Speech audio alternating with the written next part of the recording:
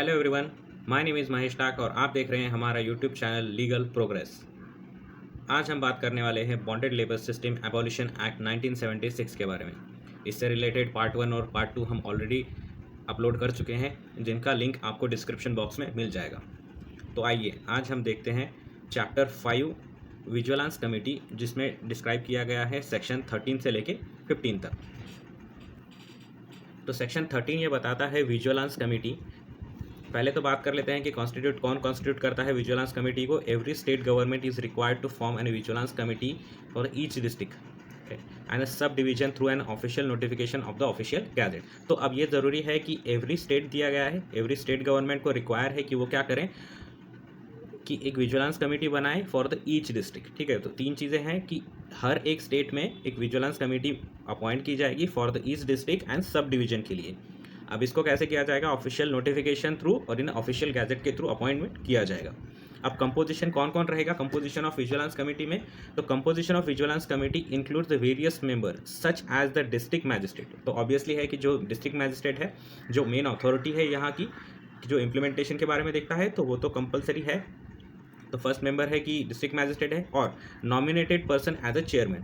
तो अगर district magistrate है तो ठीक है, नहीं तो डिस्ट्रिक्ट मैजिस्ट्रेट अगर किसी को नॉमिनेट करता है एज अ चेयरमैन तो वो क्या किया जाएगा? एज अ चेयरपर्सन मान लिया जाएगा। Representative of a schedule caste and schedule tribes.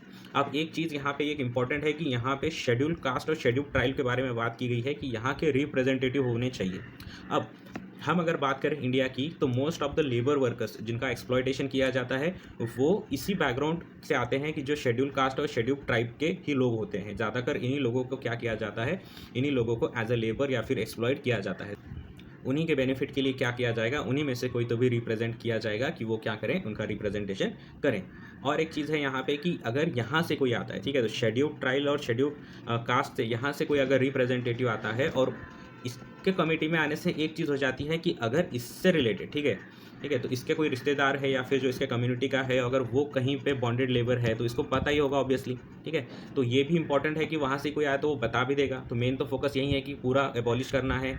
Inquiry भी तो वैसी रहेगी। ठीक है, तो इंक्वायर करना, इन्वेस्टिगेशन करने के लिए ये इंपॉर्टेंट चीज़ मानी जाएगी। सोशल वर्कर्स हैं, social workers obviously social workers को पता ही रहता है कि कहाँ क्या चल रहा है क्या नहीं चल रहा है, वो सोशल वर्क उसी के लिए ही करते हैं। तो पता होने के लिए, और वो फिर जो बॉन्डेड लेबर फ्री हुए हैं, ठीक है, द फ्रीड बॉन्डेड लेबर, तो उनको भी हेल्प करने के लिए सोशल वर्कर्स इंपॉर्टेंट है यहाँ पे।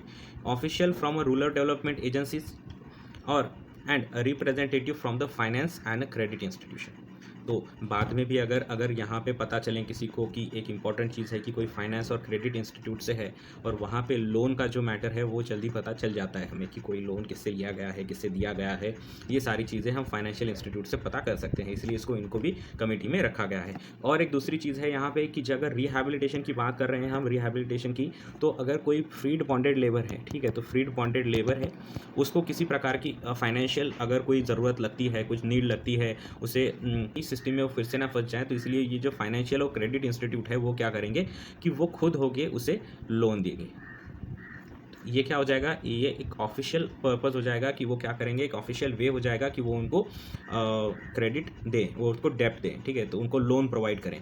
तो अगर फाइनेंशियल इंस्टीट्यूट उनकी अगर ज़रूरतें पूरे करते हैं, उनको लोन देते हैं टाइम पे, तो ये पूरी चीज़ें क्या हो जाती है? पूरी चीज़ें अबॉलिश हो जाती है। तो ये विजिलेंस कमेटी में एक मेन एस्पेक्ट यहाँ पे भी ये दिया गया है। आगे बात करते हैं रेगुलेशन प्रोसीजर क्या रहेगी। Each vigilance committee has a authority to regulates its own procedure. तो प्रोसीजर कुछ डिस्क्राइब नहीं की गई है, तो क्या बताया गया है?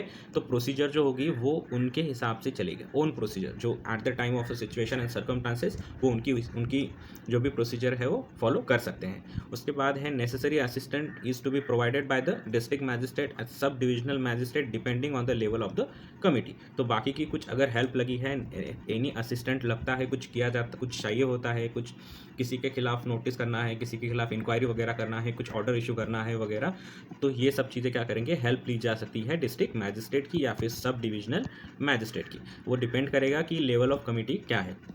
तो बात करते हैं वैलिडिटी ऑफ प्रोसीडिंग्स के बारे में। The proceeding of vigilance committee are deemed to be invalid due to the any defect in the constitution और प्रोसीजर। अगर यहाँ पे बात करते हैं हम कि एनी प्रोसीडिंग अगर कहीं चल रही है, ठीक है, तो जो प्रोसेस की बात की थी यहीं पे ये क्या होगा, आगे जाके प्रोसीडिंग बनेगी। अगर कुछ प्रोसीडिंग चल रही है विजिलेंस कमेटी की, उसको कोई असर नहीं होगा इस पे, ठीक है, तो प्रोसीडिंग पे कोई असर नहीं होता है अगर विजिलेंस कमेटी इनवैलिड हो जाती है किसी कारणवश, कि कुछ डिफेक्टिव आ गया, ठीक है, कुछ डिफेक्टिव है उनके कॉन्स्टिट्यूशन में या फिर उनके प्रोसीजर में, तो ऐसी कुछ आ जाती है तो उसको not deem to be invalid कहा जाएगा। तो पूरी तरीके से क्या है, पूरी तरीके से इनवैलिड नहीं है। ये जो प्रोसीडिंग है ये ऐसे ही चलती रहेगी। ये इंटरनल मैटर्स हो गए हैं प्रोसीजर, क्योंकि ये इनकी प्रोसीजर है, ठीक है, तो कॉन्स्टिट्यूट करना जो है वो भी इन्हीं की प्रोसीजर है जो स्टेट गवर्नमेंट ने दे रखी है, तो ये इनका इंटरनल मैटर है। लेकिन जो प्रोसीडिंग चल रही है, ठीक है, तो किसी की इन्वेस्टिगेशन का प्रोसीजर चल रहा है तो ये क्या होगा, ये ऐसे ही कंटिन्यू चलता रहेगा। आगे बात करते हैं सेक्शन 14 के बारे में, फंक्शन ऑफ विजिलेंस कमेटी। अब फंक्शंस क्या होंगे, तो एडवाइजरी रोल होगा उनका, एक इंपॉर्टेंट रोल है advisory to the district magistrate और authorize officer on an effort to take action and ensure the proper implementation of this act and rule. तो एडवाइस दी जाएगी कि डिस्ट्रिक्ट मैजिस्ट्रेट को कि क्या, और जो ऑथोराइज पर्सन है उनको दी जाएगी, एक एडवाइस दी जाएगी कि क्या है, कैसे इंप्लीमेंट करना है ये एक्ट को, ठीक है। क्यों इंप्लीमेंट करने की बात कर रही है, क्यों एडवाइस देने की बात कर रही है, तो जो हम मेंबर्स की बात कर रहे हैं, शेड्यूल ट्राइब से आते हैं, शेड्यूल कास्ट से आते हैं, या फिर सोशल वर्कर्स हैं, तो इनको ग्राउंड लेवल पे ये सारी चीज़ें पता होती है कि हम इसको कैसे इम्प्लीमेंट करें कि ये अबॉलिश हो जाए। तो इसके लिए उनका एडवाइस लेना ज़रूरी है, एक एडवाइजरी रोल वहाँ पे दिया गया है।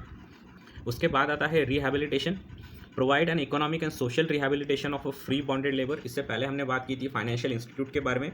तो अगर फाइनेंशियल इंस्टीट्यूट है वो अगर कुछ लोन दे रहे हैं, ठीक है, लोन दे रहे हैं किसी चीज़ के लिए, तो वो भी क्या हो जाएगी, एक रिहैबिलिटेशन के लिए बात हो जाएगी कि जो फ्रीड बॉन्डेड लेबर हैं, ठीक है, जो फ्रीड बॉन्डेड लेबर हैं उनको क्या किया जाएगा, एक सपोर्ट हो जाएगा फॉर द सोसाइटी की ओर से, कि वो क्या करें कि जो अपना उनका जो आवन जावन है, जो उनका डेली रूटीन है, जो उनके डेली खर्चे हैं, उनके लिए उनको फिर वो सिस्टम में वापस जाने की ज़रूरत ना पड़े, वो फिर पैसों के लिए किसी के काम के गुलाम ना बन जाए। तो इसलिए उनकी इकोनॉमिक और सोशल जो रिस्पॉन्सिबिलिटी है वो पूरा करने के लिए काम करती है।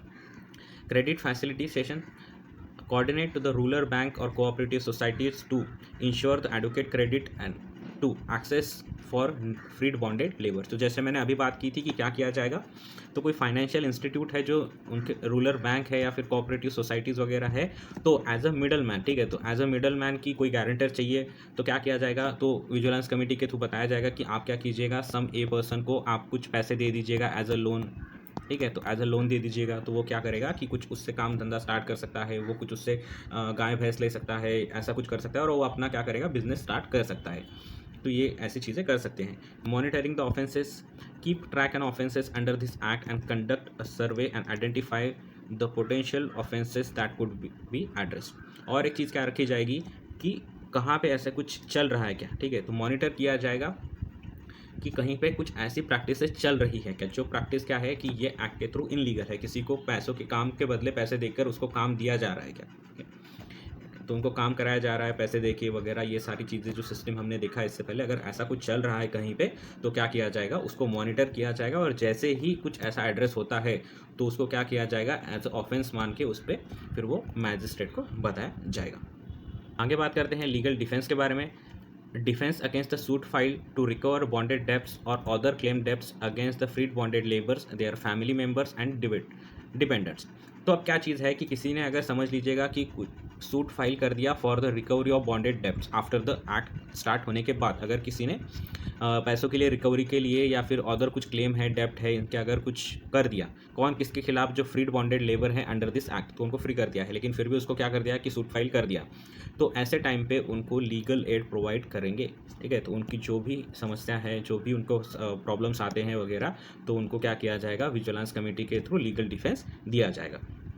Authorisation of legal defence, vigilance committee can authorise one of its member to defend a suit against the freed bonded labour. अब देखिएगा कि सिविल कोर्ट में मैटर चल रहा है, तो क्या करेंगे, विजिलेंस कमेटी क्या करेगी, उनका कोई भी एक मेंबर एज अ डिफेंस, ठीक है, तो एक रिप्रेजेंटेटिव करके वहाँ जाएगा और वो केस लड़ेगा कि जो फ्रीड बॉन्डेड लेबर है को उनको किस तरीके से एक बॉन्डेड लेबर बनाया गया था, जो भी कुछ डेप्थ दी गई थी, तो ये सारी चीज़ें क्या है, ह्यूमन राइट के खिलाफ है, ये फ्री विल के खिलाफ है, एक उनके विल के हिसाब से नहीं हुई है, तो ये प्रेजेंट करने का काम कौन करेगा, विजिलेंस कमेटी करेगी। The authorise member will be consider the authorise agent of the freed bonded labour the purpose of this suit.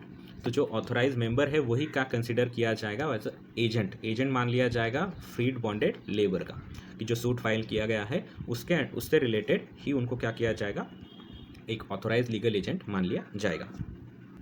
आगे बात करते हैं सेक्शन 15 के बारे में, जो बात करता है बर्डन ऑफ प्रूफ के बारे में। वेन एवर एनी डेप्ट is claim by an bonded labourer और vigilance committee to be a bonded debt, the burden of proof that we debt is not bonded debt shall be lie on a creditor। अब क्या चीज़ है यहाँ पे, जब हम burden of proof की बात करते हैं, ठीक है, तो बर्डन ऑफ प्रूफ की जब बात करते हैं तो ये क्लियर हो जाता है कि जो केस करता है, ठीक है, तो जो सूट फाइल करता है वही क्या हो जाता है कि वही उसी के ऊपर एक बर्डन हो जाता है कि वो प्रूफ करें कि जो कुछ भी उसने क्लेम किया है वो सच है। लेकिन जब हम सेक्शन 15 की बात करते हैं, section 15 the bonded labour system abolition act की बात करते हैं, तो जब कोई भी वेन एवर एनी डेप्ट is claim by the bonded labour, जब कोई क्लेम जो डेप्ट इज क्लेम किया गया है बॉन्डेड लेबरर्स की ओर से या फिर विजिलेंस कमेटी की तरफ से कि ये जो डेप्ट, ये जो काम चल रहा है, ठीक है, तो ये जो सम पर्सन है, ए पर्सन है, ये जो काम कर रहा है ये एज अ बॉन्डेड लेबर है और ये जो पैसे दिए गए थे ये एज अ डेप्ट है, एज अ बॉन्डेड डेप्ट है, ठीक है। तो ये इसको साबित करने का बर्डन ऑफ प्रूफ किस पे आ जाता है, तो इसका बर्डन ऑफ प्रूफ आ जाता है जो क्रेडिटर है, शैल लाई ऑन अ, तो उसका जो बर्डन ऑफ प्रूफ है वो आ जाता है क्रेडिटर पे। तो क्रेडिटर कौन है यहाँ पे समझ लीजिएगा कि ए अगर बी के पास काम कर रहा है फॉर कि इसके पैसे देने के लिए, तो इसने पैसे दिए थे 10,000 रुपये बी ने ए को। अब ए क्या करेगा, ए जाएगा विजिलेंस कमेटी के पास कि मुझे बॉन्डेड लेबर बनाया गया है और उनको मुझे जब तक 10,000 नहीं देते हैं मुझे बी के पास काम करना है। अब विजिलेंस कमेटी क्या करेगी, विजिलेंस कमेटी जाएगी मैजिस्ट्रेट के पास, तो एक केस फाइल होगा, सिविल सूट फाइल होगा, ठीक है, सिविल सूट फाइल होगा यहाँ पे। अब वहाँ पे सिविल सूट पे जाने के बाद जब विजिलेंस कमेटी और ए ने जब केस फाइल किया है तो एज पर रूल जो केस फाइल करता है उसी को बर्डन ऑफ प्रूफ आ जाता है कि ये जो 10,000 दिए गए हैं ये as a bonded labour system के रिलेटेड है। तो इन्हीं का क्या हो जाता है, नॉर्मल वे से हिसाब करें तो burden of proof vigilance committee और ए पे आना चाहिए। लेकिन ये सेक्शन 15 ये बताता है कि क्या हो जाएगा, ये जो डेप्ट है तो बी ये प्रूव करना पड़ेगा बी को कि ये जो 10,000 है ये बॉन्डेड लेबर रिलेटेड नहीं है, ठीक है, ये मेरा कुछ दूसरा व्यवहार है, ठीक है। तो मैंने जो पैसे दिए थे तो मैंने ऐसा कभी नहीं कहा था कि तू आके मेरे यहाँ पे काम करें, तो ऐसा नहीं कहा है। तो वो जो क्लेम है, ये जो 10,000 का क्लेम है ये सच में एज अ बॉन्डेड डेप्ट है या नहीं है, तो ये बताने की जिम्मेदारी किसकी हो जाती है, बी की हो जाती है। क्योंकि इसी के ऊपर क्या किया जाएगा, फिर इसी के ऊपर पकड़ा जाएगा कि बी ये अगर हाँ कहता है, ठीक है, तो ये जो 10,000 है ये जो बॉन्डेड लेबर है अगर वो एग्री करता है तो फिर इसको पनिशमेंट के लिए लायबल हो जाएगा ये। तो उसको ये प्रूव करना ज़रूरी है कि अगर ये 10,000 है तो क्या है कि ये 10,000 मैंने दूसरे कुछ चीज़ के लिए दिए गए थे और मैंने इसको फोर्सफुली लायबल नहीं किया गया था कि आप आके मेरे यहाँ पे काम कीजिएगा, ठीक है। तो ये प्रूव करना मैजिस्ट्रेट को उसको ज़रूरी है। अगर आपको ये वीडियो अच्छा लगा है तो वीडियो को लाइक करें, हमारे चैनल को सब्सक्राइब करें और ऐसे ही नए वीडियो के लिए बेल आइकन दबाना ना भूलें। Thank you.